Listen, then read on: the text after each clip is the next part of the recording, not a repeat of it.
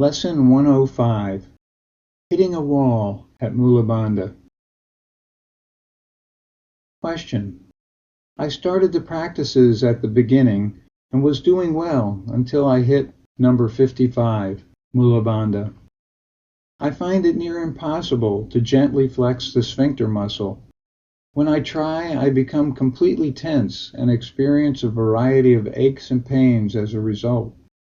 I keep trying, but I can't wait to get out of pranayama, which up to this point I have been quite comfortable with. I'm also concerned with the sexual emphasis the lessons have taken. I'm looking for spiritual enlightenment, and now I wonder if I'm doing the wrong practice. Answer. If Mulabandha is not good at this stage, it is a good time to back off to a comfortable level of practice and bide your time there for a while. It could be months, or even much longer before you feel ready to go to the next step. That is okay. What you are doing is very advanced already. You will be purifying and opening at a good clip. It is your journey.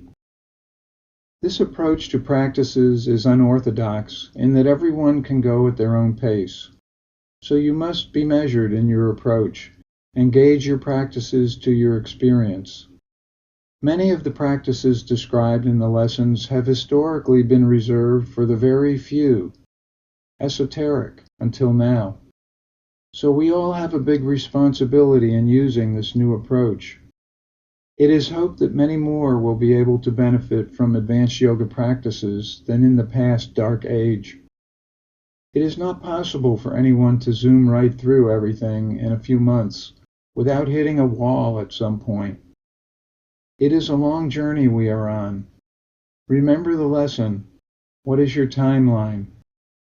The lessons are being put in place for the long haul, to provide an ongoing resource for aspirants at every level.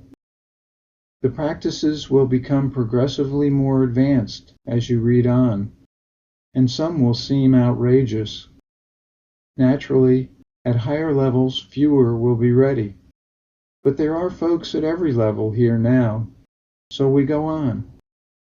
Over time, everyone will go as far as they are able and willing. The goal is to blaze the trail clearly from beginning to end for everyone's sake. As for the sexual aspect, it can't be separated. It is part and parcel of the middle of the journey. I have not been able to figure out a way to keep it out, so we are facing it head on. You will see how it fits in as you read on. Eventually, sex is transcended to something much more. To ignore it is to hit the worst wall of all, pretending something is not there. Sex is there, and the energy will expand up at some point. If it does not, it only means there are obstructions to be cleared out.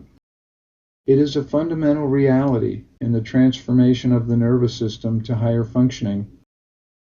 If you are not ready to deal with it directly in practices, that is okay. Just bide your time. Meditation and spinal breathing will work to open and enliven the entire nervous system in more subtle ways, and you can avoid the direct stimulation of sexual energy if that is best for you. So leave Mulabandha for now, and stay away from Siddhasana too.